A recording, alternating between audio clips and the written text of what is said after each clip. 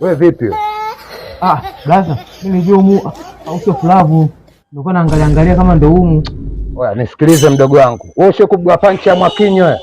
Blaza hiyo naijua, blaza usinipige blaza, hiyo naijua. Wewe nisikilize, wewe nitakutandika panchi ya Mwakinyo wewe. Wewe unajua kama Mwakinyo ana panchi kali?